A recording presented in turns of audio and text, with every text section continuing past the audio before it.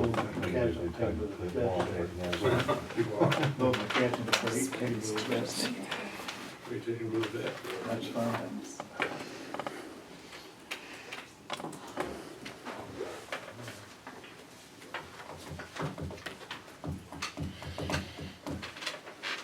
9:31, Carl. Call meeting order, stand for the pledge, please.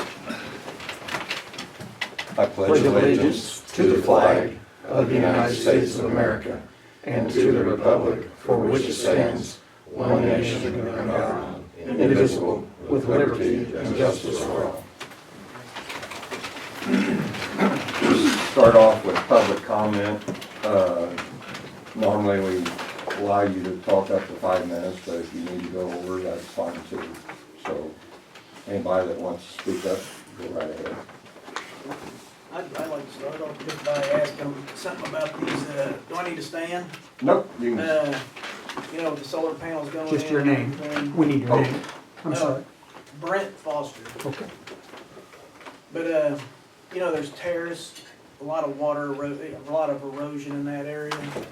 Can they just take down the terrace before they erect the panels? Or do they have to leave them standing? that I don't know. I'm not, It says something in the ordinance about it. about terraces? Yes. Okay, that I don't know. I would think they gotta leave it so that it doesn't erode. Well, I would think so too, but these clowns, you don't know. Yeah, there was water running across that road right by his house 2 nights ago. So, and his neighbor had their driveway washed out because all the water came through there. And obviously, the thing Pritzker signed screwed us on the 500-foot thing. So it's 150 feet? Oh, you mean from a residence? Yes. Mm-hmm, all right. And also in the ordinance, it says something about the fencing. The fencing, Mm-hmm, it says it wouldn't be any of barbed wire or woven wire structure. And it also says something in the ordinance about a ground clearance for wildlife. Do you happen to know what that is? Because I seen one of their projects in Ridge Farm, same company, they have wooden posts with woven wire on it. really. And in the ordinance, it says no woven wire or barbed wire, and it also has to maintain a ground clearance for wildlife. You happen to know what the ground clearance is for that or anything? Worst thing I wanna see is deer getting caught inside their property, trying to find their way out.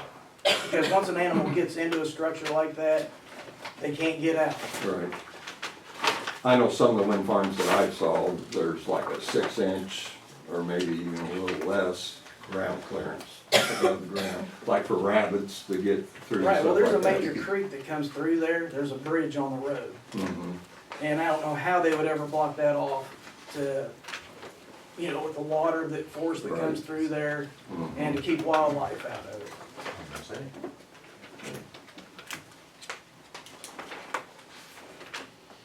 I don't know the answers to that. I can try to find I out. would appreciate it, Yeah. and I'd appreciate an And- answer on the terrace too. Right. Right, also, so have you by chance read the Agriculture Impact Mitigation Agreement? That's AMA, which is the State Illinois Department of Agriculture requirements, and it's a big document. They have to have already been approved through AMA before it comes to county. I understand that. And there's a lot of the details are in there.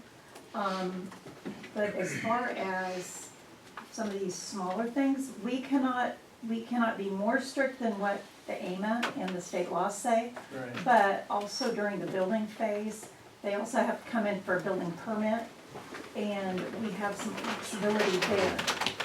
And, you know, as a farmer, drainage is my biggest concern. More on tile, and screwing up tile.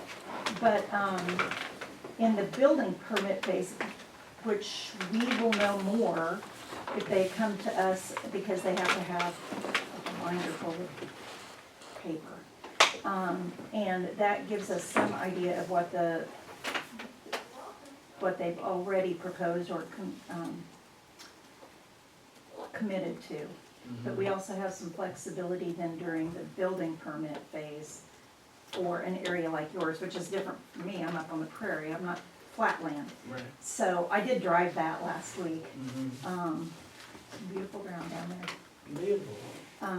So I understand where your drainage concerns are different than mine would be.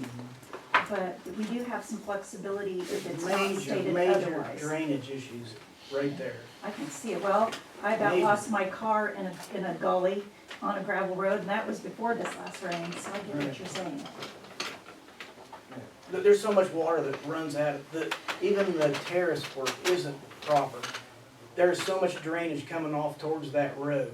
It's filled up the drainage ditch along the road, and the dirt, the topsoil just runs right out onto the road. It's ridiculous. I know you guys can't do I'm it. kind of surprised they would want to do that on terrace ground. I mean, I can't say I mean, I've seen some terrace ground that there's no way you could even do, Well, you ought to see this one. yeah. Which one, where It's is a it? joke. It's on 450th Road.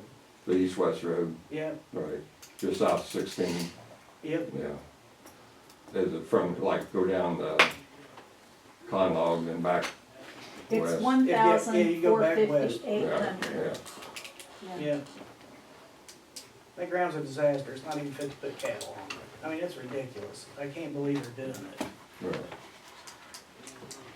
That's all I got, but I'd like to know about the Mhm. especially with the erosion. It's a mess. While they're on the erosion topic, when you go to soil water conservation out here, to try to put tile on your ground, they don't allow you to tile your ground because it's so, the erode's so bad. I don't understand how you could cover the entire property with solar panels, with their engineer stating that, you know, there's no erosion problem. I also did have brief conversation the other day with their soil and water district person. So she is aware, is getting herself up to speed. They say they talked to, in the high school meeting, which I think he was just talking to talk, but, they said they also contacted the adjacent property owners to see where their tiles were, and that has not been done. So, Did they say they had or they will? they had, Really? they I'm told us, surprised they've already done that. in that meeting, they said they Yeah. had located all the tile on those properties, and the design was based on where those tiles were. Kyle Minningham, Yep. 5486 925th. The battery station and the substation goes directly in front of my house. Anybody in this room want to live in front of a 175 megawatt substation? I moved to the country to avoid city life. That's why I live there. I know we cannot stop this.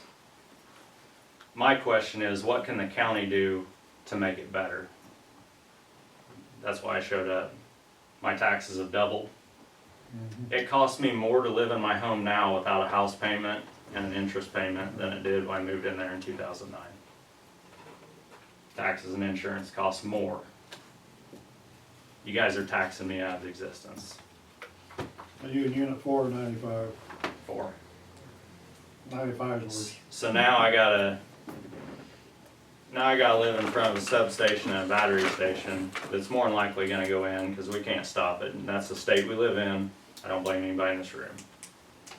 What can the county do to make our lives better? He's directly affected too. I watched 1.5 feet of water run over this road where they're gonna put a substation for the last week. I would also like to know where that water is gonna go because it's gonna come right to my house. I'm a farmer. I already know. I already know where that water is gonna come, and guess what they're gonna tell me after they already do it? Tough shit. Buy a sump pump. I don't have water problems now. I don't want water problems in the end. I prefer just to be completely bought out by this place, and I will leave peacefully. Because I don't want to look at it. I can't control it. People are mad at the solar company. Don't be mad at the No. solar company. Yeah. Find the 10 leaseors Yeah. and be mad at them. Period. The solar company was invited here. Nothing we can change. Water issues and taxes. Them guys ought to just pay my taxes. They ought to just approach me and say, hey, we got you covered. Why should I have to pay extreme amounts of money to live there to look at that? I didn't choose that. If I chose that, it'd be different, but I did not choose it. That's all I have. You can't say anything about trying to stop it. So, Well, last year when they had the hearings on Maggots, that company, AIMA, there was one couple that came to one of the public hearing meetings and said no one had approached them prior to having this public hearing. That's the first they knew about it. And first they we knew went about it was when the FedEx letter showed up in the mail and hit the doorstep about this meeting. about the solar, Okay. period. Right. Never seen a map, never had a chance to run. Mhm. I'm not somebody that runs, but when you live in this state, you just run, right? Mhm. And I would have probably just sold 4 or 5 years ago, but now I have to disclose that this is gonna happen. My house is worth about $280,000 with property around it. How good a luck do you think I'll have selling that property right now, disclosing there's gonna be a 175 megawatt power plant in front of it with a 96 shipping container battery storage facility in front of it? Would you live there? Probably wouldn't like it. I mean, I'm not, Right. it just, But I went and talked to those people after they spoke up at the meeting, and I said, I'm gonna go talk to the guy that was putting this on, and he said, I'm headed over there to talk to him, and he talked to him, and at the next meeting, I said, were you satisfied with, after you had conversation with them? He said, absolutely. I don't know what happened, don't know what was said, don't know anything detailed, but they were satisfied because the company came and talked to them. I told David at that meeting, after I talked to him, I said, where you went wrong is you got all these people in one place at this time. I said, where you guys, I used to do Right. this for coal mines, when we put coal mines in different places. I know exactly what they're going through with the whole public meeting and being yelled at and screamed at thing. I completely understand all that. I said, where you guys went wrong is the door-to-door thing and then talking to people individually instead of just being yelled at the entire time. Right. But at the same time, I told him, I said, if I'm still here and this is still a problem, and this goes on, I said, I will tell you, I will be your biggest enemy about trashing my yard. I said, I don't want it, and I will not, absolutely will not deal with it. I keep my place, and that's how it's gonna stay. Whether there's a trailer park across the street or not. I said, your construction workers will not park in my yard, they will not do that. And he's like, oh no, we don't do that. I said, listen, you guys are slobs, they're all slobs, it's just how construction goes. I said, but we need to run a tight ship out here, that's all I asked. So, he did talk to me, didn't make me feel any better about living in front of it. Probably gonna listen to it hum, who knows how much. That's another thing, I wanna know the stray voltage study of 175 megawatt power, or substation, with the 96 storage things of DC voltage. I know there's no stray voltage off DC, I understand that part of it, but the AC part of it, connecting to that line and charging that line with another 175 megawatt of whatever's already going through it. I wanna know that study of what that line puts off that runs 200 yards south of my house, probably 100 yards south of my house. Because you're pumping another 175 into it, which powers roughly 90,000 homes. So, is it even safe for me to live at my house when they're done with this? That's, will my lights shut off? I would advise all of you, and this is a prime opportunity from your perspectives, I would advise all of you to go through and document your neighborhood. Because if you don't have a baseline for how bad it can be,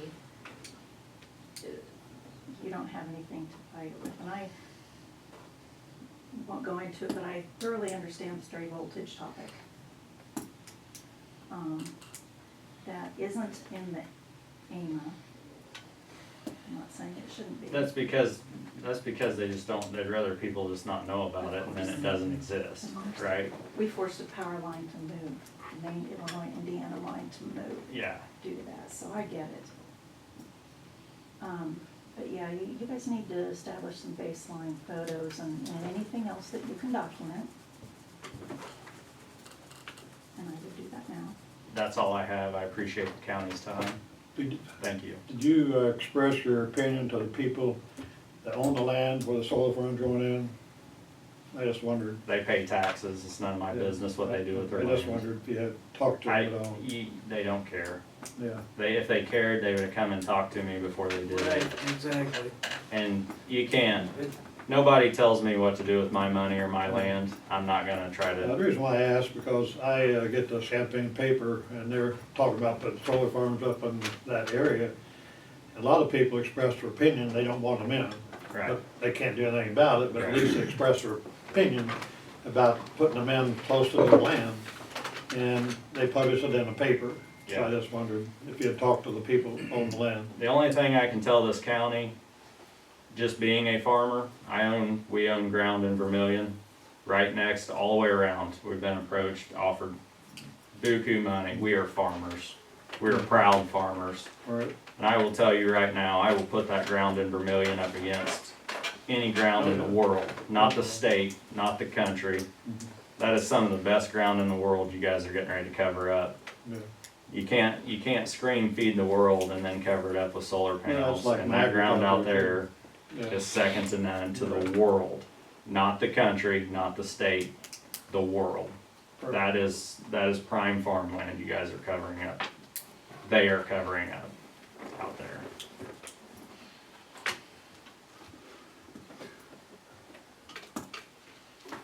I would encourage you also to go to your school board meetings. While the county does issue the tax bill, the majority of the tax, of your property tax is divided among 7 different entities. The number one receiver of your tax dollars is your school boards. So I too, my taxes have more than tripled and have forced me out of my home. So I am wondering what the school district's plans are with receiving the tax dollars off of these larger solar farms, if that will lower their requests for levy taxes. That's about 60% of your tax money goes to the school districts. Over 60%, so. They just borrowed $12 million to put in geothermal, all the schools, yeah. And they raise your taxes 5%, but it's done under the table. I read about on the watchdogs. Yeah, how they got by with doing that, did not have a vote of people, the way it was done, so, yeah. I'm Russ Camp. I live on the Palm Log Road, involved in the community with the township and the fire department both. I mean, we're making the rules for these people in our ordinance, is that correct? To the extent that we can, yes. Has the solar ordinance been passed? Yes, yes, and that's why it's on the agenda, is because Phil has been meeting with the attorney that we have used in the past, who is one of the most knowledgeable on it, to strengthen our ordinance and make sure that we comply with the state laws, and also to make sure that our language is what we intend it to be. If we did not have an ordinance, we would have no voice. Is it, I mean, it's fluid then, be changed at any time? Yes, again, as long as it at least complies with the state law and is not any more firm than the state law. But whatever it is, at the point where a solar company comes in and gives us their application, that's the ordinance that they have to comply with. Is the BES ordinance been passed? The The battery s- storage? The standalone battery storage, because the solar ordinance has battery storage component in it if the battery storage is part of the solar system like this one is intended to be. So that's already been passed. But, you know, every time there's a legislative session, they do something which causes us then to change our ordinances. I mean, we can't be above state law. No. A few years ago, we were very strict on when a wind farm tried to come in up north. Right. And we had a hearing, well, it was not one hearing, it's just a public meeting. And a bunch of people from up north that came and addressed the board. But then right after that, the wind farm company said, your rules are too strict, and they left town. But then a year or two later, the state came back in and said, these are the guidelines you have to go by, and you cannot make them any stricter than these guidelines. No matter what we want to do, we can't do it. Same way with the solar. You know, they set the guidelines, and that's all we can do. Well, consequently, they're gonna put in a wind farm south, right? Talking about a wind farm south of, I don't know about that. I've heard about it. In the ordinance now, it says that the township that the solar farm is in and the supervisor at the county has to approve a road agreement. Right, they have been in and talked to, and I only heard this in passing. They've been in and they've talked to Aaron, and the superintendent, I understand, was in on that, but I haven't been, so there's nothing formalized. DJ? There's the start. DJ has been in. I don't know who you're, Who's gonna oversee this? Because if we're not gonna follow the ordinance, The county, it's. the county it's- and the township. as but far as I'm the asking the questions agreement. and you can't answer them. And this is the first steps in your ordinance. The first step was for them to have a public meeting, Yep. which they did, and they did comply. Mm-hmm. Then what? The second step is, if they have their ducks in a row, they will have already met and pretty well solidified the road use agreement, but it is not formalized. The next step then, That's the which- one we're talking about, is the road use agreement. Right, And I'm on the township there, Grandview, on the board, and DJ has not been approached. okay. I was gonna say, well, is So the there any- hearsay stuff, I mean, we can't just say, well, we thought. There, Right. nothing is formalized. The next formal step would be for them to submit their application, their formal application, and then after that is a public hearing. But DJ and the supervisor here at the county, Aaron Lawson, have to agree to a road agreement before, correct? Before they get the building Before they get permit. approval Before on they get a their building Building permit. permit. And then On the after they application. do after we go through the hearing, then, that doesn't mean they're ready to start, because APA, the one that's out east, we went through the hearing. Did anybody happen to sit through those tedious 2 nights? Yes, tedious. And, after that, then they go back and they do their formalizing to prepare for their building permit, and they have not been back to us yet. I thought they would be a couple months ago. And then we go through the building permit phase, which we get our attorney in here again, and depending on whether Phil has time to do it or if he wants the other attorney involved. And we go through, hash out the building permit phase, and I just wanna make sure that. they will have definitely had their formal road use agreement. And that was which roads are posted to be used, if there's damage, that, they really go in and look at all the roads that are being used. That's what it says, but that hasn't been done. Well, that's That's the on next down. step. That's the That's, It says in That's- there that they will do that before they get a building permit. Correct. That's right. Right, That- and we've got 2 steps. two steps. Before that? Yes. Okay. All right. When we had the meeting at the high school, and I appreciate coming to it, anytime I've called this guy, as my board member, he's answered and got me an answer back. And he told me to be at that meeting, and it was. They also told us that there was no,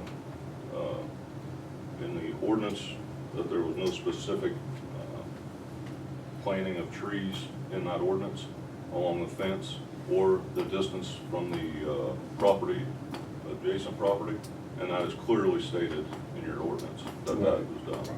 And they said it was not.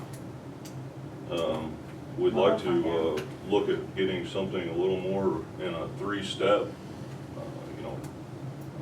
something in short, and then something a little taller, and then something the tallest, so we got a little privacy to any adjacent property owners or driving down the road. Just one look, I mean, if you drive around these solar fields that we have now, I don't know if you have, we have several of them, but there's a little bitty green shrub about this tall. I mean, it's a waste of money, it's a waste of our money, it's a waste of their money. And it doesn't 20 serve the foot apart. purpose. 20 foot apart plus, the ones I've seen this company put So up. I feel like we ought to be a little stricter on, planting the trees. I don't know what the state law is, but we ought to look at that. And, does anybody, I didn't read much on the battery storage in your original solar ordinance. I didn't see where it stated much in there, but I didn't see anything in there as far as the spill containment. I didn't see anything in there on any of the hazardous waste if they burn. I feel like, I don't know what the state law is, but I think we ought to be a lot stricter on distance from properties, homes. If that one of them catches fire, I asked him about the fire department there at that thing. He said they would allow us any training that we need for any first responders. That was no problem, but there's nothing. It's required. It's, That's through our ESDA coordinator. he said let it burn. So you can imagine what that's gonna be when there's 96 semi-trailers out there burning. So I think there ought to be distance set away from homes in our ordinance. I didn't see anything in there. Maybe there is something in the state law. 150 feet. Yeah. That's what it is for the battery storage or the solar? For the solar. For solar, I'm not sure. I haven't read that for 6 months, so I don't know the specifics on that. Russ, there's two separate, so in the solar ordinance, there is a component to battery storage that is tied into that solar project. And then there has to be a separate ordinance, if we so choose, for standalone battery. Well, I read both of those, but I just didn't see the battery storage in the solar component, in the solar thing I had, so. As I recall, and again, this is going by memory, it's been a while since we've done this, there is no additional setback for the storage. Is that state law or? My name's Lloyd Parrish, and this battery storage is gonna be right next to my house, which I had a well drilled in '89, has excellent water, and are they gonna condemn my well when they put this stuff in? Because it's gonna be, my property line and my house is like about 30 feet from the property line of 5121 North, 925th Street. I mean, there's a city or Clark Hager water hookup there. I've never hooked up to it because I've got a beautiful well. We didn't even pump that well dry in 12. And it's crystal clear. I will tell you right now, the health department does not have state funds for well testing. You can have well testing done, unfortunately, that then would be at your cost. But again, you want to establish some baselines, it's gonna be in your own favor. And are these transformers and battery packs, are they gonna be real noisy or, it's gonna be right next to my house, the battery packs are. How many feet are away? You said 30 But feet? it's gotta be 150 feet, right? His Yes. house is 30 feet from the property line. So it would be 180 feet away from his house where the battery would be. Still pretty close. I don't, That's too totally close. don't agree with that 150 feet from a house. No. Actually, the it's from same. actually, if you read the law, it says from the furthest corner of your house, not your property line, from your home. From your home. Correct. Right. It doesn't So- say your property line, it says from your house. Correct. So you can't protect yourself by having a bigger yard. So if your house is sitting on an angle, they're gonna go from that farthest angled part of your house, corner of your house, 150 feet. What about Tom and Sarah Barnes's house is right across the road from it? It'd be right down the road from Kyle's house. What's gonna happen with them? They've got 5 kids. What's it gonna do for the children around the area? Another question is, we understand where they put these battery packs in, they have to buy that ground to put them on there, right? And that hadn't been established yet.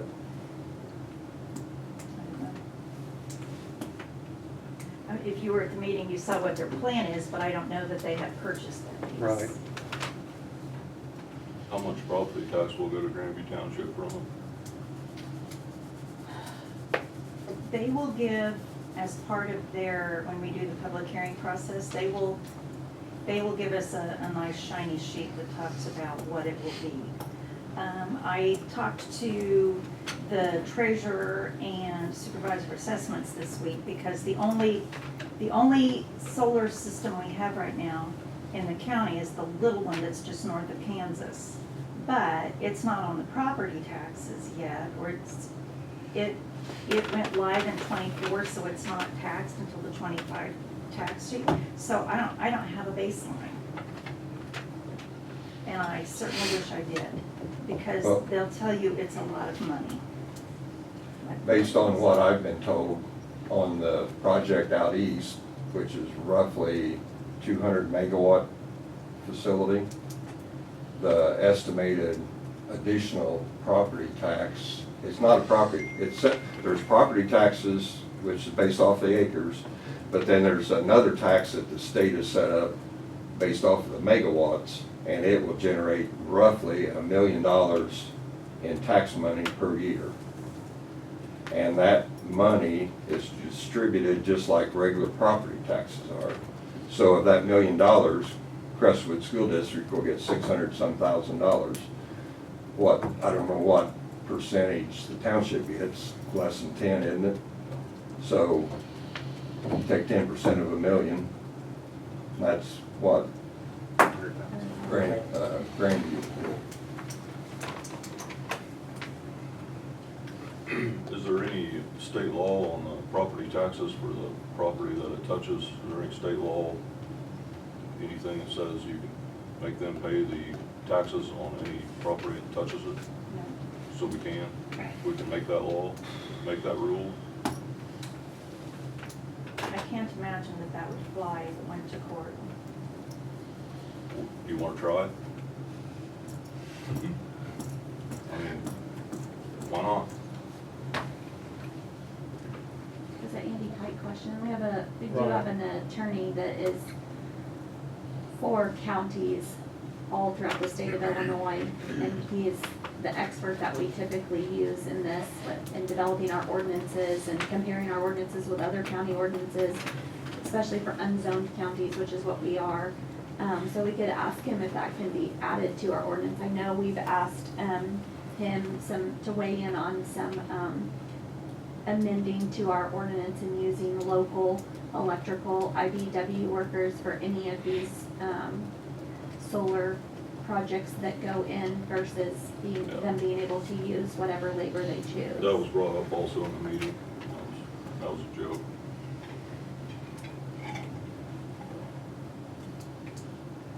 How come the professional's not here in the meeting? The attorney? Yeah. Because we have Phil. Yeah, we have a state's attorney that attends our meetings, and then he would be coordinating with, because he operates out of Springfield, his firm operates out of Springfield. Gotcha. So has the Farm Bureau been involved in any of this? There's no bureau. Have they accepted, I mean, has the county been open to your suggestions, or, I mean, have they worked with the Farm Bureau at all? They've worked with us. We're happy to answer any questions that they've had. over the course of, I don't know, since we started on the wind ordinance, what year was that, 21 probably. 21? So through wind and solar, they've worked with us. Any questions that we need, we have a team up in Bloomington that answers any questions that they may not be able to answer, or Phil or Andy. So at this, right now, we're just happy to, if you have any questions, I can find out for sure. Whether it's as a landowner or as the township that they can't answer, so. Is there any, stipulation or ordinance that we can put in there that we can have these meetings after 5 or 6 o'clock, like we have our town meetings? Does every one of these people have a job? Once a month, we have a meeting at 5:30. 5 o'clock. Well, yes, 5 o'clock. Which meetings are we talking about? Just any solar meeting, No. period. Yeah. Their meeting was at 1:30 in the afternoon Yeah. On a Tuesday. on a Tuesday. Yeah. I mean, can we put that in Yeah. our ordinance? The public hearing Is that not? is in the evening. It started at 7 o'clock, Yeah. maybe 6 or 7. Is that the next one? Is the next one will be the public hearing? Okay. What is that gonna do? They have, They- they they'll have set to that. notice the application first. That's like step 4. So they've done step 1, which is open up their plans to you all. And then, if I'm understanding Lisa correctly, they will have to get the road use agreements lined out, that's step 2. Then step 3 is they'll have to file for formal application with the county to be issued a building permit. Then step, Yep. That comes after. or No, a formal the application. special permit Then first. step 4 is they have to host public meeting, and those typically are 7 o'clock in a big location. And then they would have to be issued a building permit. I thought we just said that the road use agreement was like step 3 or 4. It'll be on down the road. Yes. Formal, but I mean, they have talks, but the formal agreement is towards the last step. Just as long as we don't get jumped over there at Grandview, because I'm gonna be back in here, because that is ridiculous. I know how this place operates with Grandview Township, and it's, you know, sometimes it's hard to do. So, just as long as, we don't get jumped over. And back to the road use agreement, it needs to be road plus 20 feet. I used to do this stuff again with the coal mine and stuff, and we always took care of 20 feet, because I understand the road is what people are concerned about. I'm concerned about ditches, drainage, and culverts. All right? That's all in there. on So the last one. It's, Power line you gotta be agreement. very direct with these people, let's face it. They're spending $200 million on this project and probably throwing 15 million of it right in the garbage. The county needs to figure out how you guys make lives better, roads better, and stuff like that. You might as well benefit from it if it's coming. And you can, because if you tell these people to spend the money, they're gonna do it. Just face it, whatever you tell them to do, they're not gonna stop a $200 million project over $5 million worth of rehabilitation on one side of the fence or the other. So get it, take advantage of it. On all 3 of these projects, if you got a ditch that needs canopied and culverts run completely over to make the greater good of drainage for a farmer down the road, do it. You guys are affecting me on all 3 of these. I farm on South Route 1, where they're putting them all around. I live in Grandview, and I farm in Vermillion. I'm getting hit 3 times. The only thing I ask is you make it better. I get the solar panels people think are the greater good of the community and the world, whatever, I'm not gonna argue that. Make the rest of it the greater good for the people that have to deal with it. And that's why I am here talking to the county. I'm not even interested in trying to stop the solar. I get that part of it. It's for the greater good of the universe, whatever. You guys have the job as the county board members that represent this county to make it beneficial for the people that have to sit here and deal with it. And that's how I feel about it. So do that. Think of ways you can make it better for the community.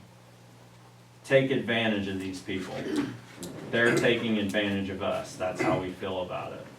So turn it around.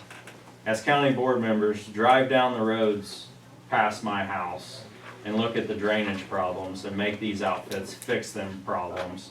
even though they're not their problems, but they will be their problems after they do something like this. Just take that into effect, think about that for a minute. Once again, thanks for your time. Thank you all for coming. Anybody have anything else to say? Public comment? I do, two things. Cody Adams contacted me while I was gone and asked me why he hadn't gotten a letter because the solar farm was going right next to him. I would like it if somebody contacted him. I did give him your contact information.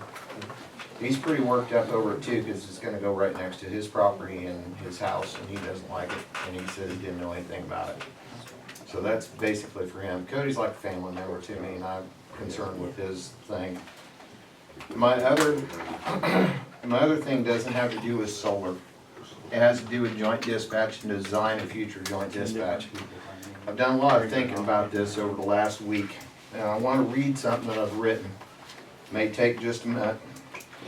I want to do it to the current Edgar County board members. I have a two-sided career. Most of you know me as a local heavy equipment mechanic and a farmer. And the other side of my career is I'm a lean manufacturing consultant, so I travel over the United States. And I go to multi-million-dollar factories that are either behind or they're not working at their peak efficiency. And then I go through their areas and their processes, and I design with them a system that will work. So I choose the team, and I include everybody at a lower level. I ask them what their problems are, and if their problems are management, then I'm going to remove those issues.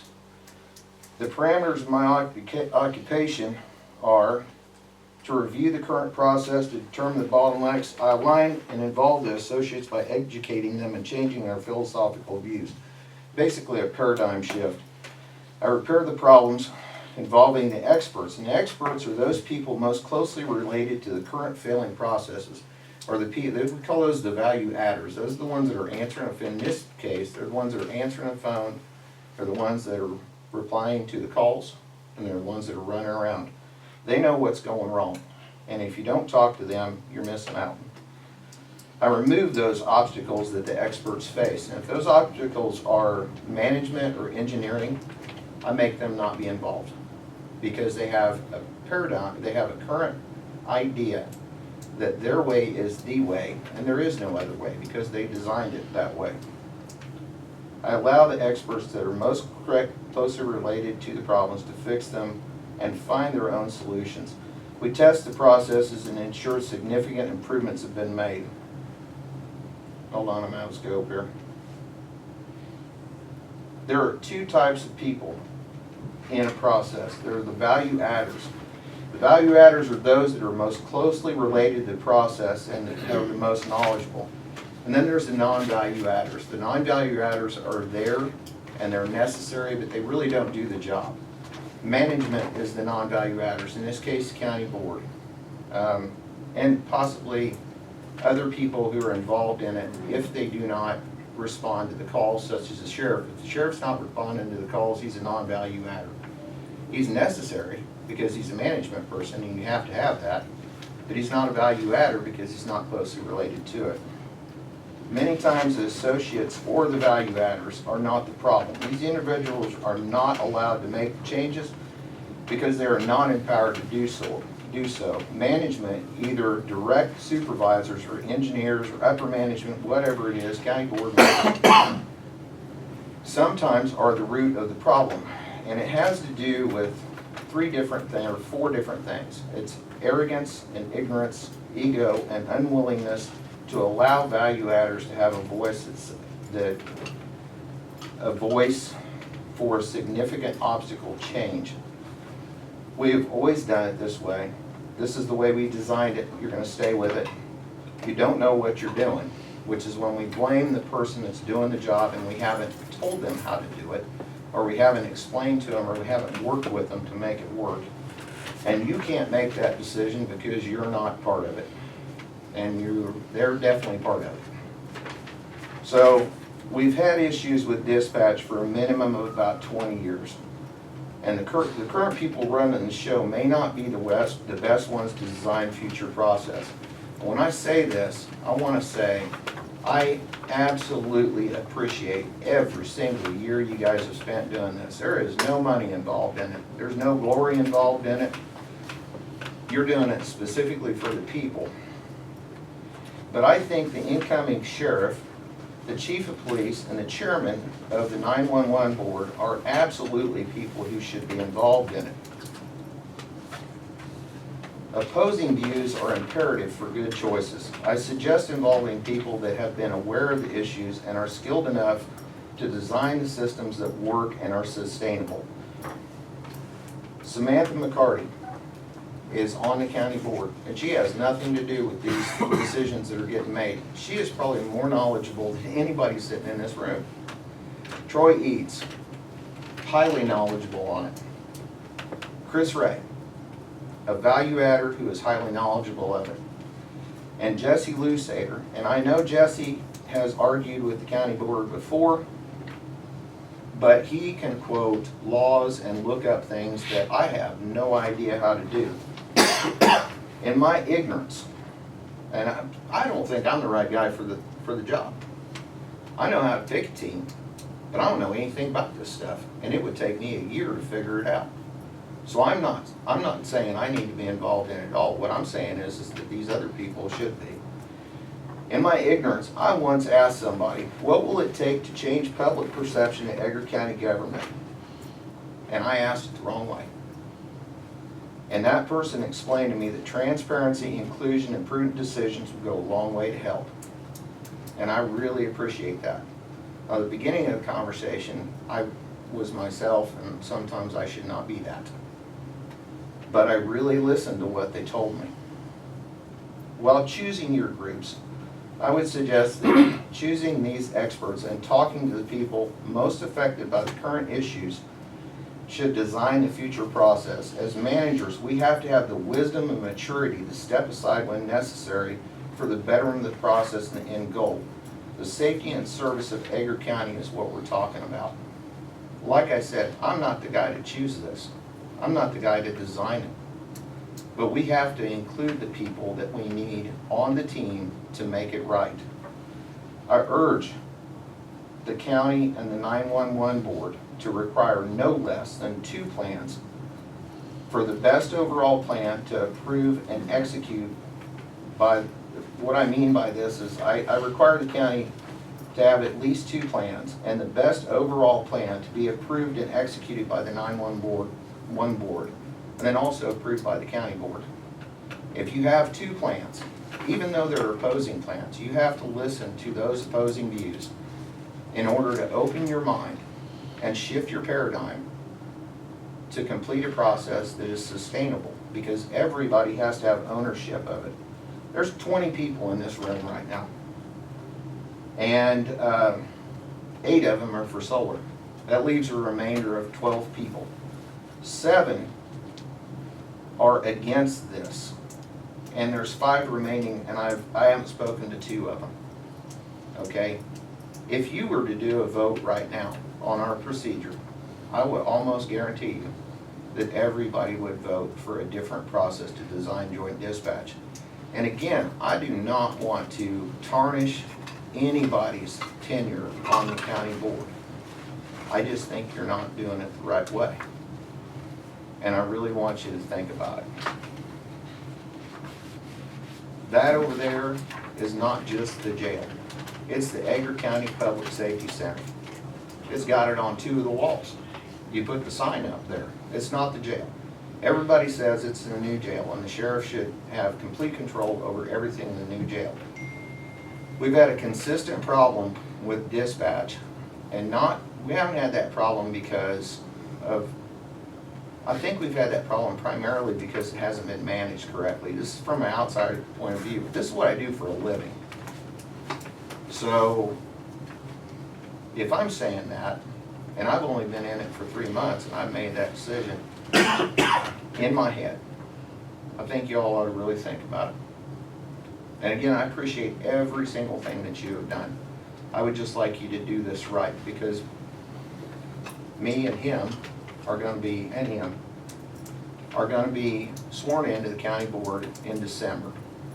And if you make decisions that we have to turn over and change, it's gonna be highly difficult for us to get that done, because there will already be set memorandums, and there'll be a time frame that it takes for those memorandums to go through, where the county won't be as safe as what they should be. 911 operators or telecommunicators should not have to worry about opening doors in the jail. That's an opening the door in the jail job. A 911 telecommunicator should be able to focus on what that call's about and get the right people out there to get that taken care of. Not be distracted by opening doors and doing other things for the sheriff. And that's just my opinion, but I needed to say it. You've got several people in the room that can concur with that thought process. Please listen to them. I yield my time. Unless you guys would like to say something. I appreciate your thoughts. The only thing that I'm gonna disagree with is, while I do have experience, 30 years of experience in emergency services, the only expert that you didn't mention in there that should have a voice at that table is the 911 director, because that is their job, that is what they live, that is what they are responsible for. I'm sorry. I thought I did. Yeah. I thought I did. I typed this up really fast. And that person Sam. has consistently been overlooked. Well, see, Adam is on the group. No, the director of 911. We're talking about Taylor. Oh, I'm sorry. I'm sorry, I didn't include Taylor. It was I'm sorry. You are totally correct. And that is why we need to include other people's views, right there. Troy. You know, I have something to say, Carl. Troy Eads. I live up north, but I did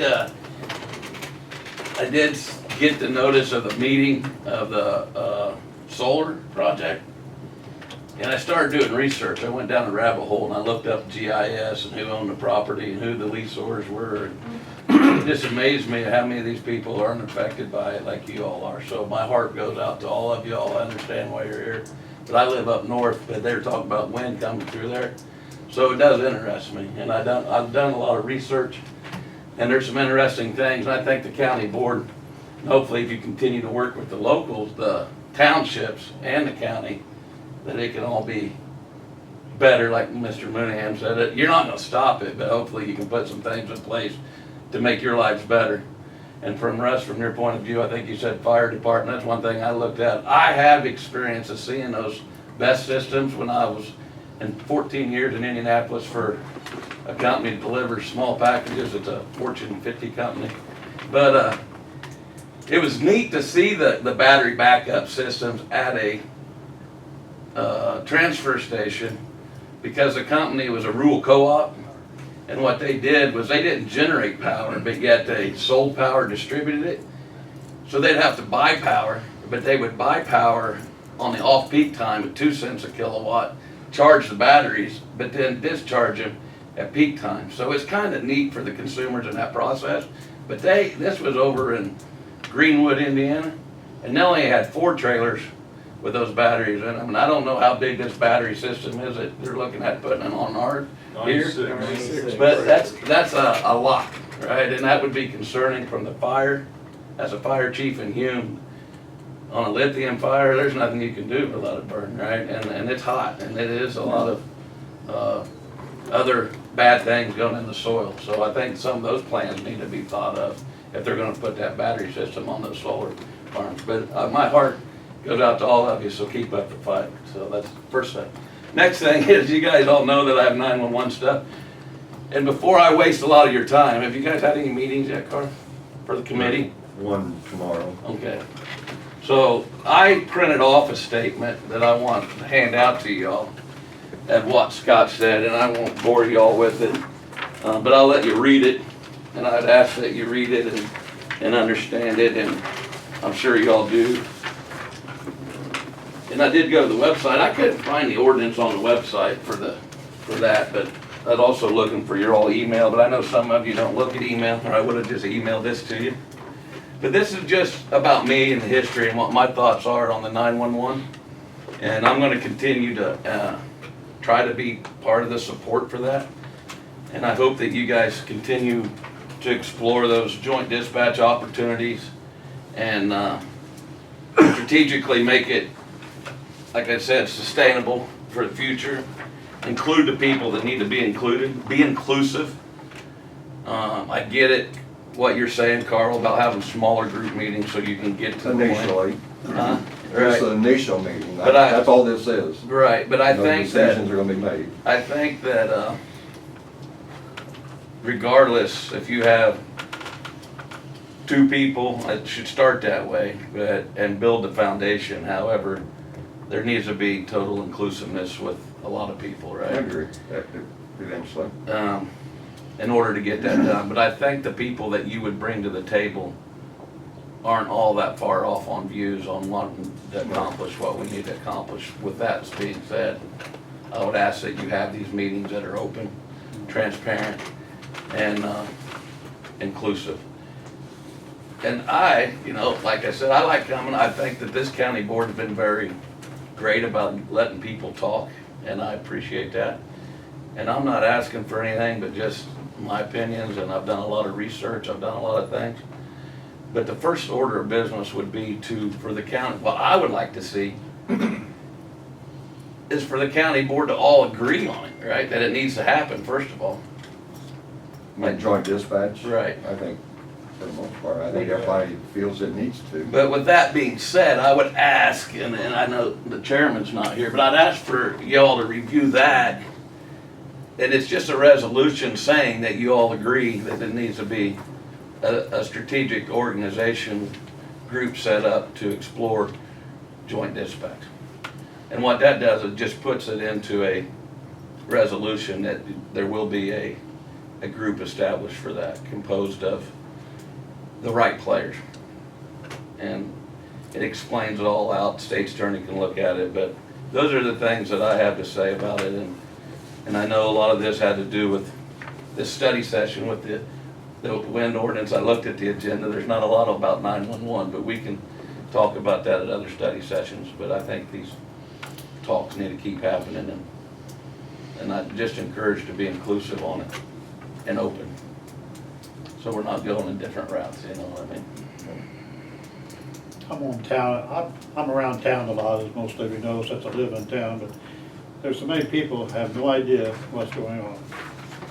So maybe some type of article, what's going on in paper or a public meeting, to explain to people exactly what is trying to be solved. People have no idea what's going on, so, I mean, it's kind of hard to explain to them, because I don't really understand either that well. I know it needs to be combined, but the other fellow, how you gonna do it? I mean, that's the problem I hear We're all the trying time. to figure it out. Right. Yeah, right. And that's where I think the county board, but there's a lot of people involved that they just listen, and they listen to the community, and they get ideas from them. But most of us community members are also volunteer firefighters or fire chiefs or part of and we try to do the best for our community. And we know there's costs associated with dispatching, and we know that there's other ways to fund it, right? The way it's currently being funded is just with county funds or 911 funds. But there's a lot of other players that benefit from our dispatch, and we're okay with that. But at the end of the day, it needs to be what's best for the total county, right? Even if I get called to a fire, 96 trailers on fire down there at that solar farm, we need to work together, regardless. That's what needs to happen. So that's all I ask is that, and you keep us informed in the meetings. I was hoping that you were gonna give that in your committee report, but you said the meeting's tomorrow, huh? All right. Did you have anything today, I do. Chris? Chris Ray, recently won the primary to become the next county board member of District 5. I've been to several of these meetings and expressed my point of view on joint dispatch. Unfortunately for me, I did miss the study session due to other commitments and other meetings. I wasn't able to attend the one where this committee, or whatever you want to call it, was established to iron out the direction of joint dispatch. All I've heard since then was people that have spoken out in the last county board meeting opposing the way that this committee was established. And the way I understand it, and I may be wrong, but it was a self-appointed committee where you self-appointed yourself and Jeff to run this committee from the county board standpoint. I feel like that is probably not the correct direction if it's not unanimous amongst the county board members as they sit now. I feel like you and I have been in meetings for this exact topic. Our viewpoints are similar, but we oppose each other on minor details.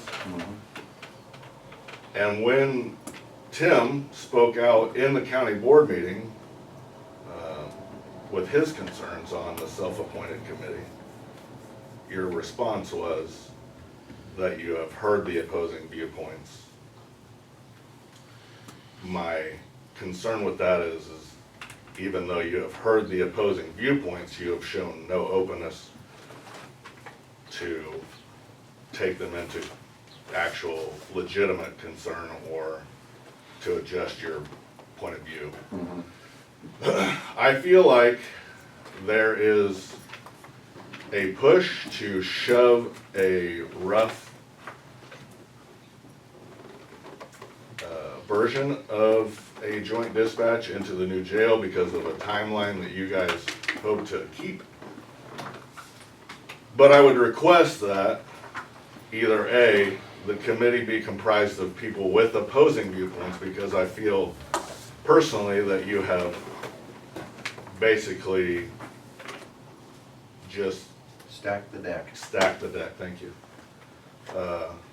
And my personal request would be that if you aren't gonna be open to opposing viewpoints, just pump the brakes and stop the whole process so that when the new county board members come in December, we don't have to uproot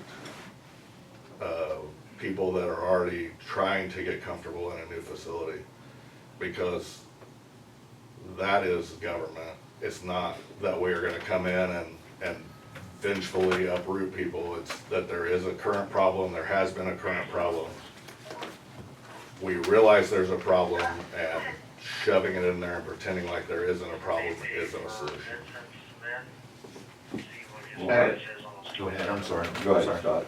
I had a wise man tell me at a meeting one time over in Assumption, giant conference room. And I spit out a whole bunch of stuff that didn't make a whole lot of sense, and I said, we gotta do it that way. And he looked at me and said, don't throw a turd up on the table, Scott, if you don't have a way to clean it up. Or if you were expecting somebody else to do it. And that's basically what Chris is saying in simple terms. Now, I'm sorry, go ahead. Well, my thoughts were, you know, the dispatchers, if we have joint dispatch, it's for Paris PD. That's why the Paris Police Chief's gonna be there. It's gonna be for the sheriff, that's why the sheriff's there. 911, they'll answer 911 calls, that's why the 911 board chairman's there. And the county is facilitating all of this.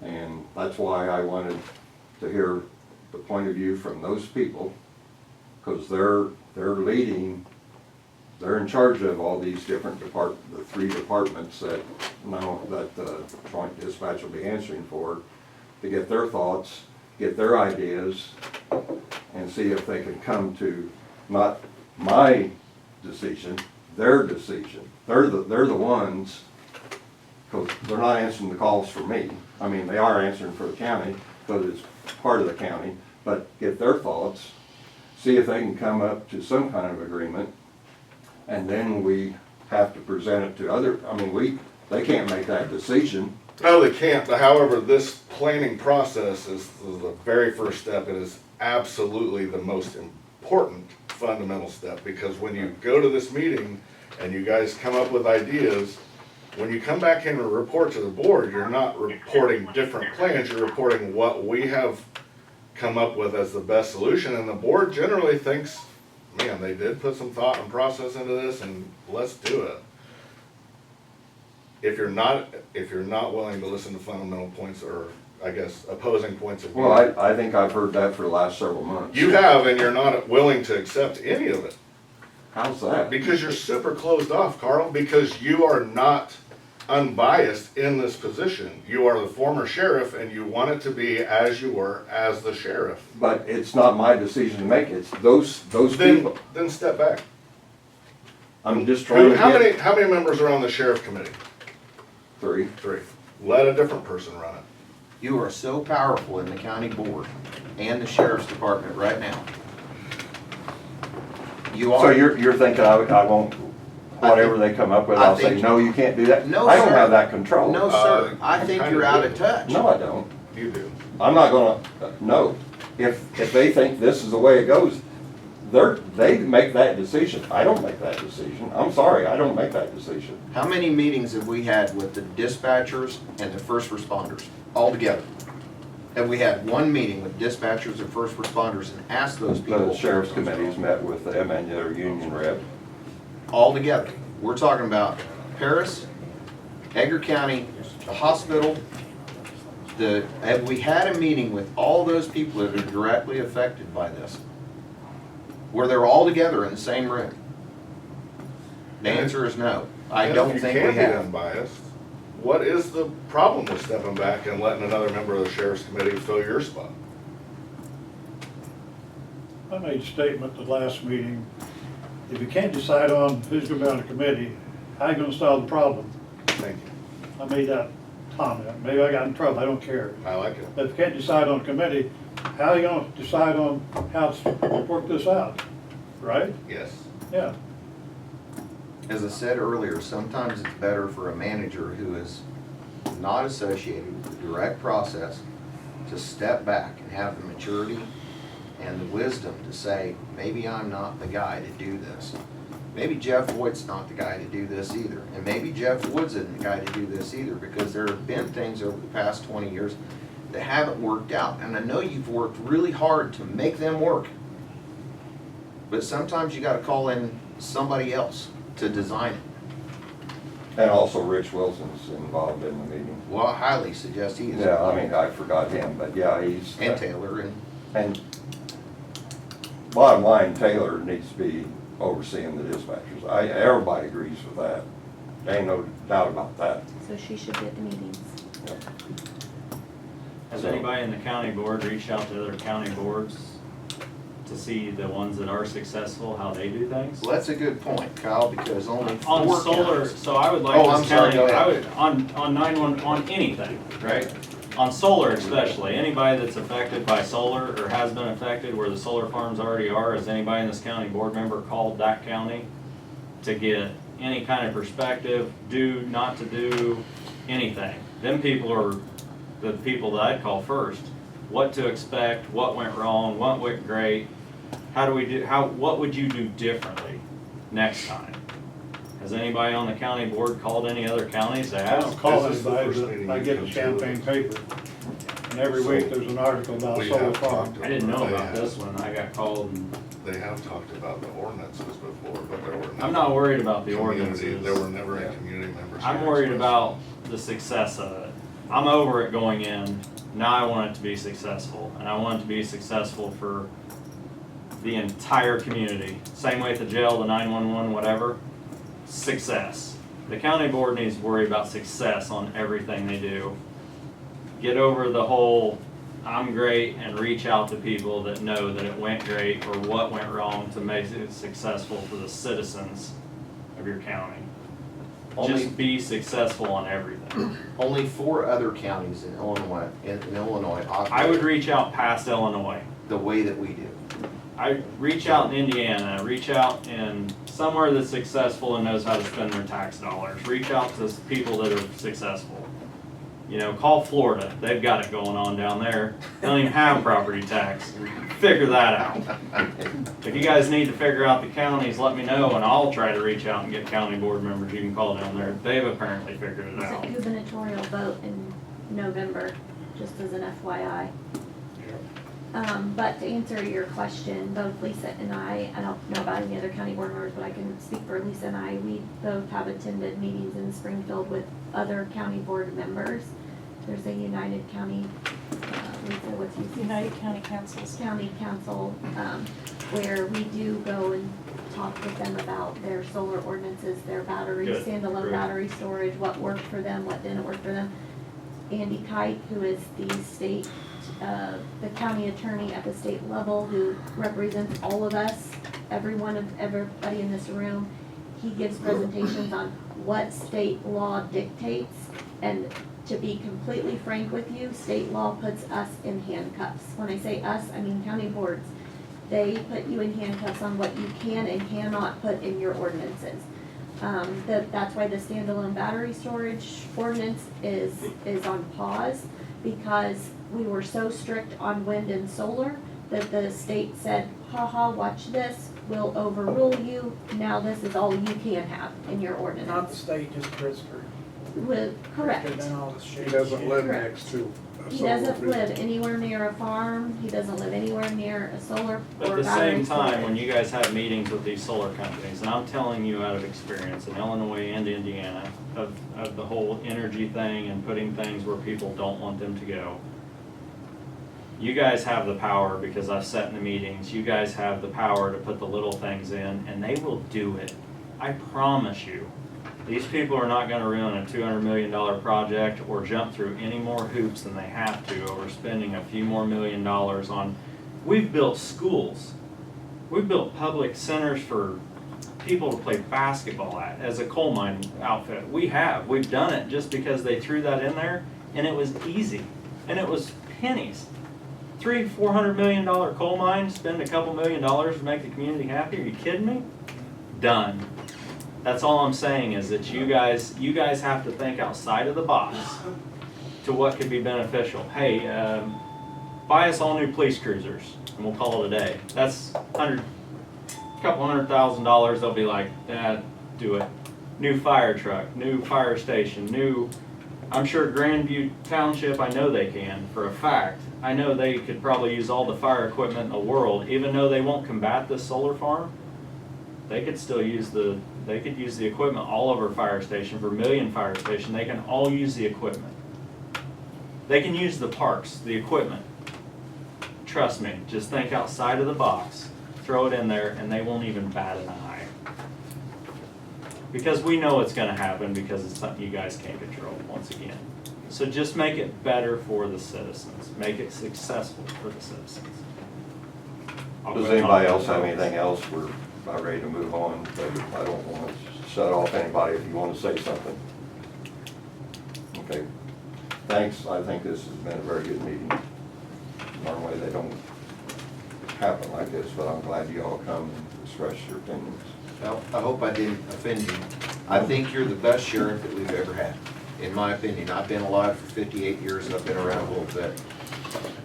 I don't want to tarnish anything by something that I say. You didn't. All right. He threw me and a guy in a wheelchair out of his office, but I still kinda like him. Remember that? Thank you, folks. Next item is from the state's attorney.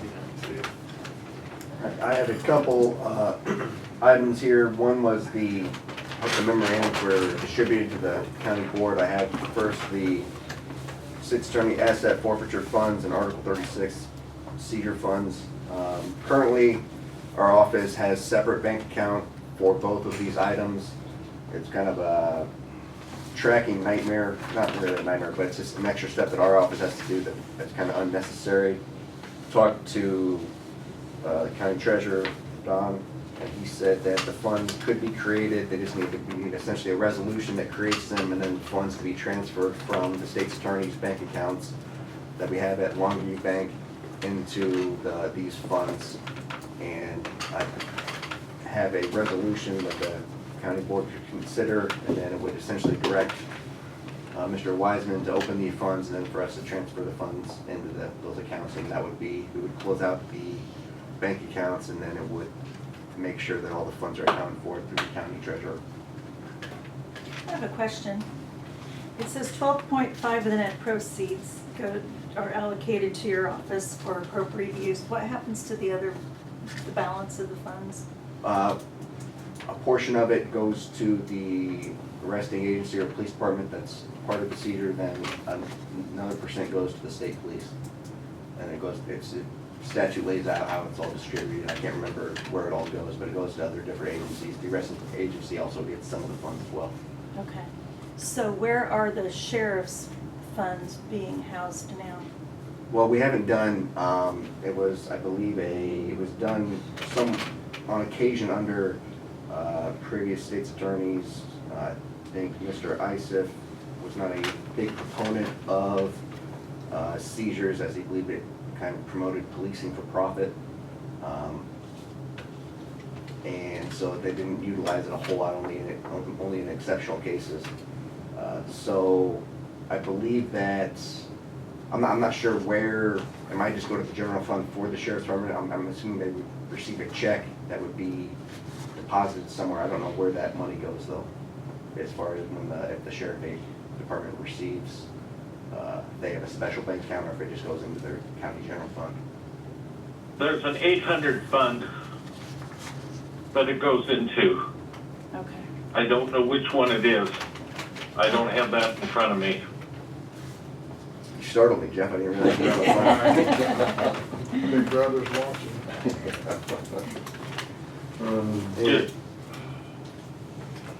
Go ahead, Jeff. There's an 800 fund that it goes to. Yeah, we got that. Okay. We got that. All right. All right, thank you. I was just doing simple math, and I knew that there was somewhere. Does this go in line with what our auditor was asking about removing extra bank accounts and getting them all in line with the treasurer? Yes. Okay. Any other questions on that? So I would ask probably the next board meeting or the next study session that that resolution be signed and adopted. And then I've got a memorandum for the solar ordinance updates that essentially brings us in line with the most recent changes that Governor Pritzker signed into effect. I just need some direction to go ahead and make these changes and submit we would have to go through the hearing process to get things published, similar to as we did when we first adopted the solar ordinance. But once that's done, then we can have the amended solar ordinance put to the county board for a vote and adopted so that it's in line with the new state changes. Does anybody have any questions? So they halved our fees. We had a special use application fee of $250 and they're taking it to $125. And they took our building permit fee up to $100,000 and maxed it at $75. Yes. Wish all those guys in here heard that. I mean, that would be the money that's placed up front. Anything, Yeah. I mean, they still have to pay for all the costs if they went over that, but that would be not the money that's put necessarily up front.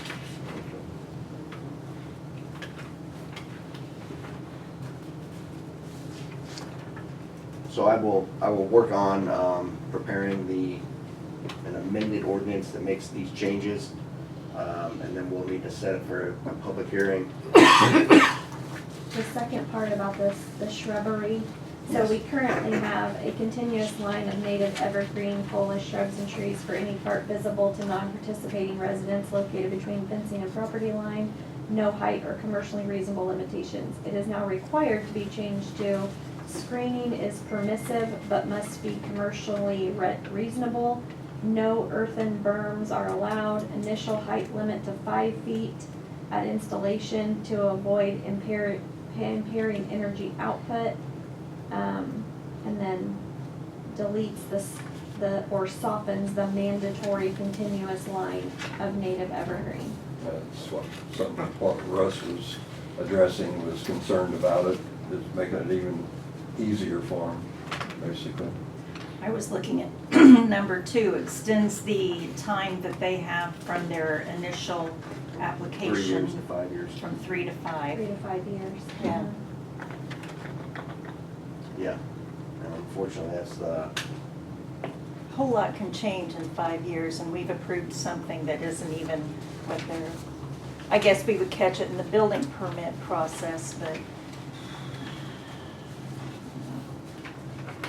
does anyone? The ha- setback changed. So does this change? Special use application, so why are we quoted this company, API?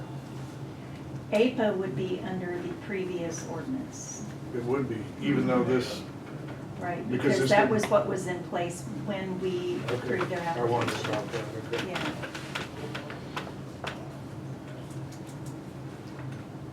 Does county board have issue with me going through and making the changes to the current ordinance and submitting it to the board? I don't think they have any option. Yeah, do we have an option to say no? Well, you can just leave it as is, and then part of the ordinance would be invalidated or incorrect. Or the whole thing could be potentially invalidated.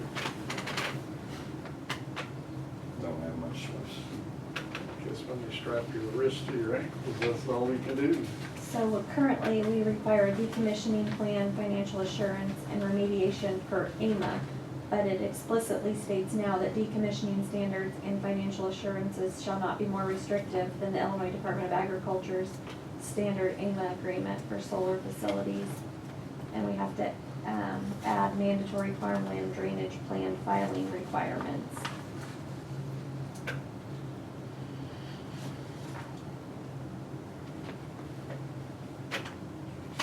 Well, that's interesting.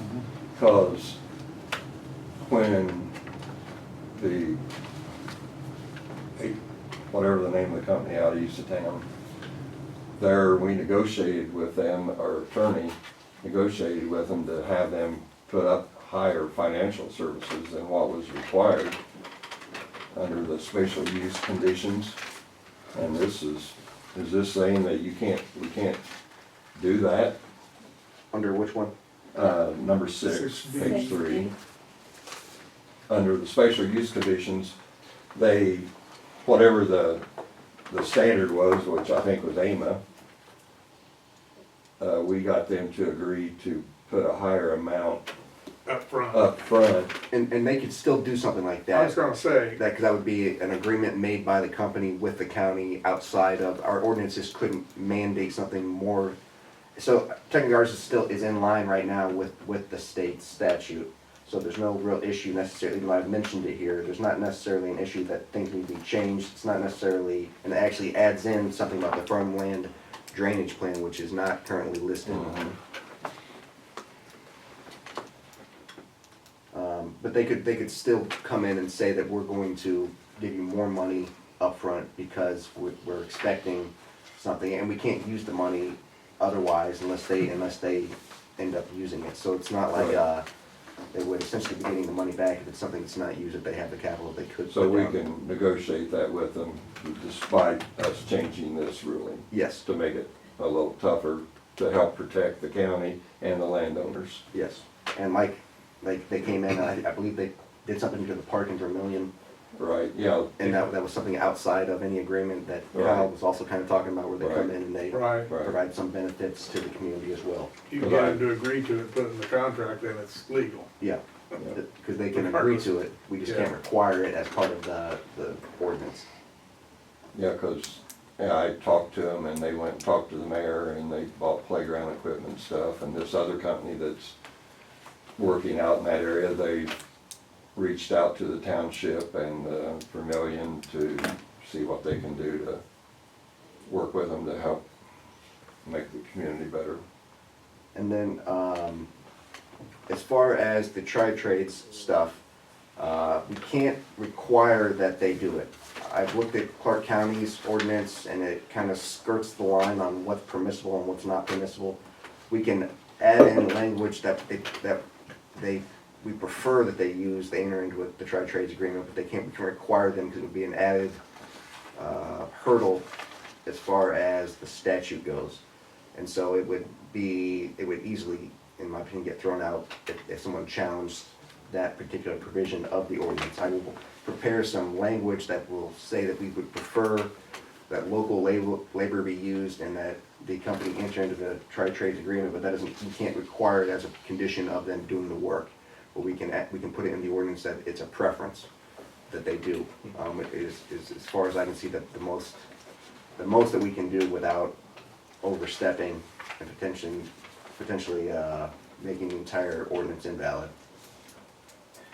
Can we negotiate that like we did some of the other issues like decommissioning? Yes, I think so. Yes, it would be something that could be, that we could bring up with the company at different levels as far as wanting it to happen and really trying to push it, but it's not something that we could require them to do.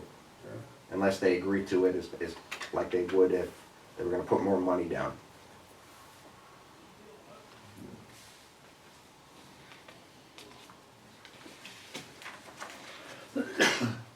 There, any other questions over this?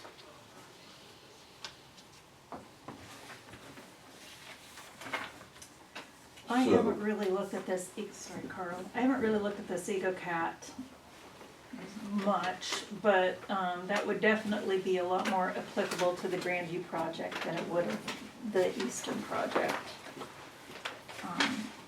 Because that's where they look at the drainage and such.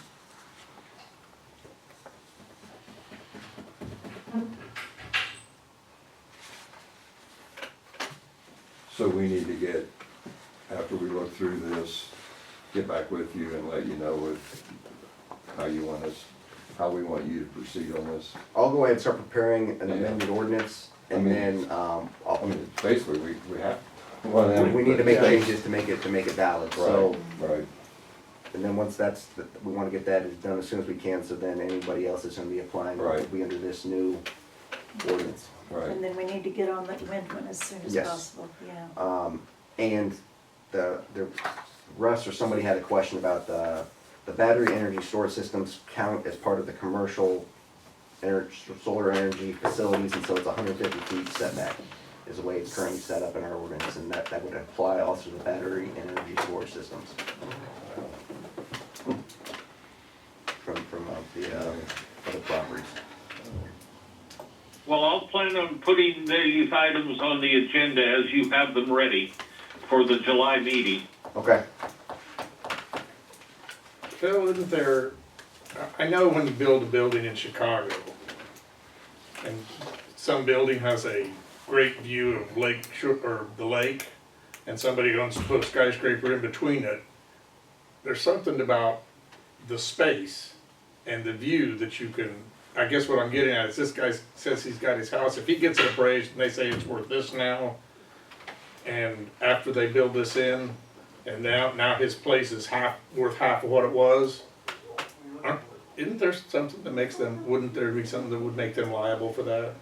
Not liable necessarily. That was something that I believe the company could say that if they see that, they could come to some agreement with him individually, and that would be something that I believe that IPA did with the landowners.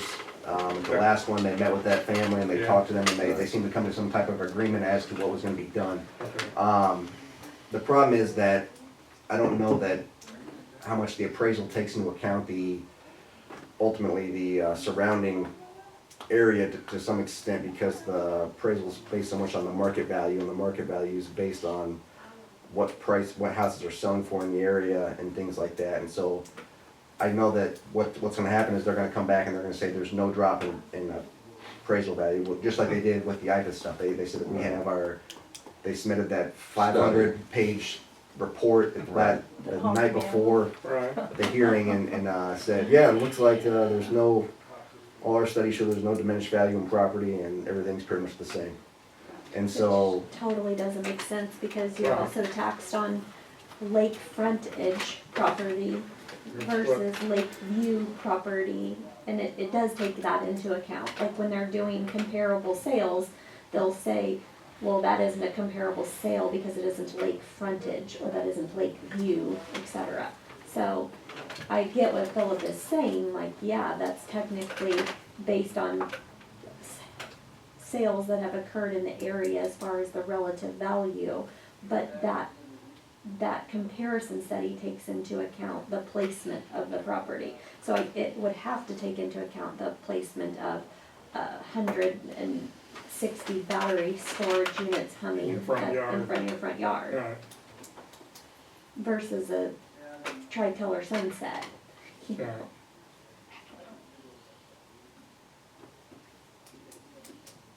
That's it. Okay.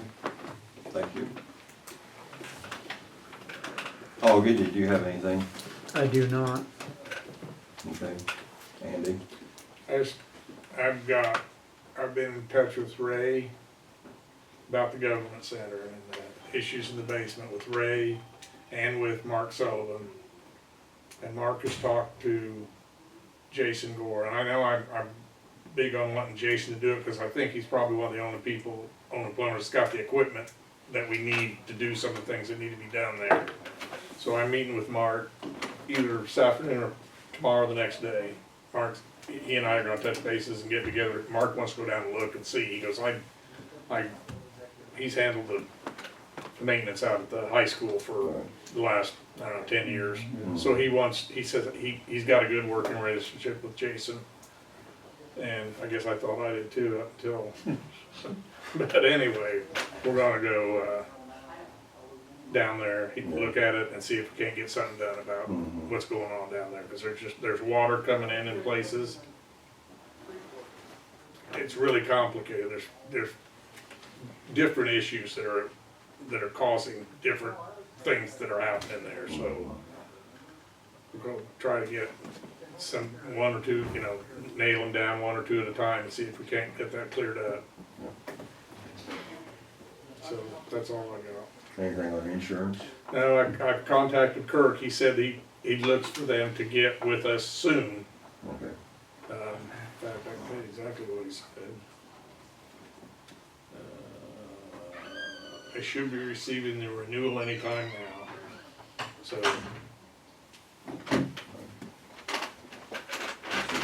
I have nothing. Nothing.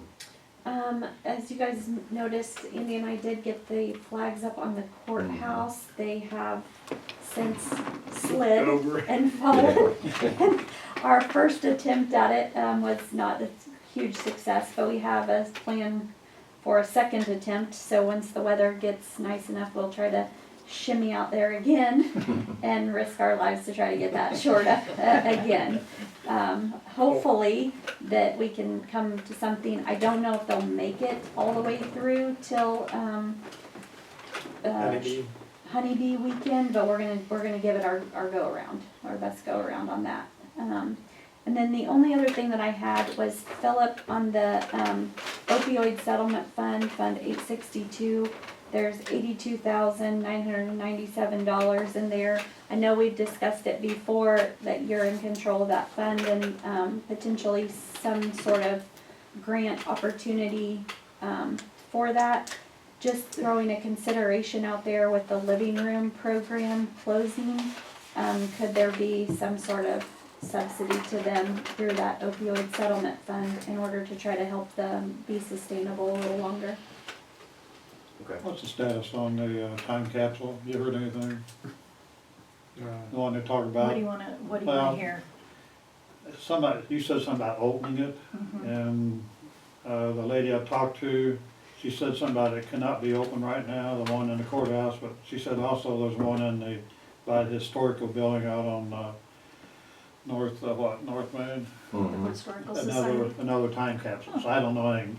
She just made a comment, the one in the courthouse, according to her, cannot be open right now, so I don't even know where it's at. So what is her jurisdiction on that? right. Nothing. Her husband worked for Prospect Bank for years, Carrington is her name. So I have no idea of What what's does she her, think it needs to be, like 100 years versus 50 I years? have no idea really. She Okay. just said, according to her, that she said it could not be open right now, so I don't know. Well, I would have to hear an official word on that. Right. Yeah. Sounds like an I don't know who opinion. who would you talk to? I I don't know. don't know either. If I don't hear it, it doesn't Yeah. happen. Well, Do we have any record in county clerk's notes on who buried that and when? I Who's the one haven't seen Yeah, anything. Who's the one in charge of these, where the names are? What's his name? Funkhauser? Vernon. He may know of something. Was he the one that talked about the time capsule also? Vernon Funkhauser? I talked to him a little bit about it. I don't know, I just wondered. Yeah. She's the only one to talk about, so maybe it's no big deal, so. Well, when we talked about that, I didn't get to go to the last 250th celebration planning meeting. There's another one tonight that I'll go to. We hadn't gotten any further than determining that it was probably gonna be that Sunday morning of the Honeybee Festival. Okay. And we had talked about, and then what? So we open it up, and then what? Yeah. But we hadn't really gotten any further I than think that. Russ Long said he knew where it was. Yeah, I don't- under a rock by the fountain, No, and by that the- isn't yeah, small by the- town by the water description. fountain. Yeah, I don't know. I just thought I'd bring it up. Yeah, well, that is interesting, Yeah. if somebody can provide something definitive. Stephanie, do you happen to have the, back, I was gonna say, 1976? All right. you give me an approximation, I've got a great big room full of old Yeah, books. it I can was- go through and I pull know some for it you. was 1976, but I don't know the Right. exact date. I'll try to see Like, if was I it can- 4th You of can give me July? like a Was it time July? frame and idea wise. Right, yeah. We're actually remodeling that room right now, so this might be A good time? an ideal time. I'll see if I Yeah. can, look if on that stone by the fountain on the courthouse, if it actually says on the Maybe, stone, maybe, like, the right. date. I just need it in the next week. Okay. Yep. Okay, I just wondered, somebody. Michael. Okay, thank you. That's all I have. Okay. Lisa. Yeah. Like I said, I'll go to tonight's planning meeting. It's every Monday night at 6 o'clock for a while. And the group has done a good job of publicizing and expanding, trying to get as many people involved as possible. So I don't really have anything else to share about that. I have one other thing to share about that, sorry. Okay. The flags, the 250th flags that go on the light poles, I did get a hold of Rick Scott. So I spoke at the last meeting and said that it was Andy Goodwin. It is not, it is Rick Scott. He has now replaced Chris Redmond at the City of Paris as the street department supervisor. So him and his team, they're impacted by cleaning up storm damage, but they're committed to get them up before the 4th of July. So he knows that they are there to be picked up, and I'll touch base with him again this week and make sure. Great, thank you. Cliff Mackey, you know, his new hats include the Chamber and City of Paris. And he had said the city asked if they could do a public safety facility tour. And I said, I didn't. Who wants to do it? City of Paris officials. Okay. Okay. Like we could do a tour out there separately, or they could probably, I don't know if they could do one of their Monday night city meetings. I don't know, we didn't get that far. I just said I would check in with you all. We wouldn't do a meeting ever, because it brings public in, is it public comment? Oh, that's You know, true. that type of thing. I mean, just, but the tour. Yeah. And they meet at like 5 or 5:30 on Mondays, so. Probably have to. You might want to touch base with the sheriff on that. Okay. Do you want me to have Cliff check with the sheriff? Yes. Okay. Because at 5 o'clock, everybody's left over there, so. Right, that's what I'm thinking. I mean, Core is technically in charge of that building at this point. Right, So if anything would happen while we were over there, yeah. I want somebody from Core there when they go. Just that way they can say, does that make sense? You go down to track shack at 8 in the morning or get a hold of the sheriff. Yeah, no. Okay, all right. I will respond on that topic.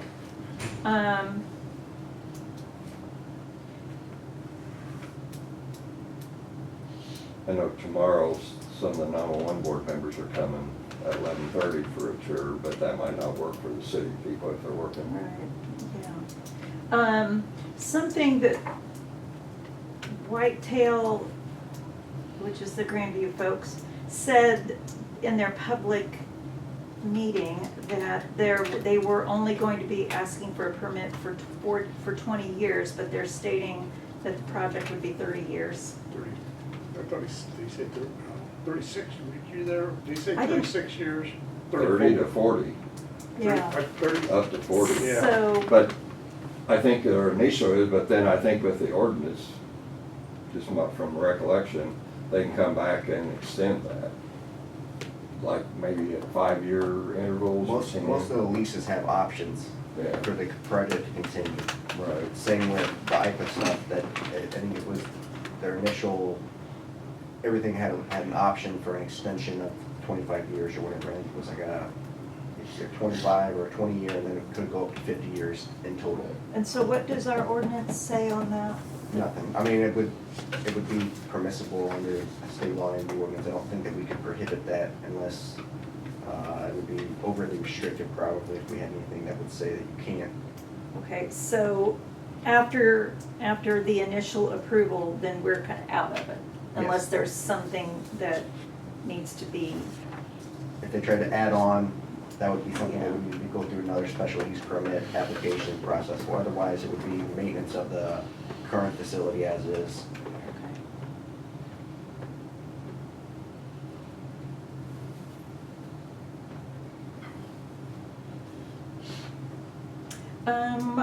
I did send you an email on the Masonic Lodge in Hume. Yes, was it late last week or? Yeah. I looked at it and I hadn't had a chance to look Okay. at it anymore. All right. I think that's all I have. Chris or Tam, did you have anything? Questions? Anything? Okay. Anybody else have anything? If not, motion to adjourn. Second. All those in favor, aye. Opposed? I took Russ's spot. Do what? I took Russ's spot on wanting to close the We'll meeting. meet Yeah, 11:30. 11:30.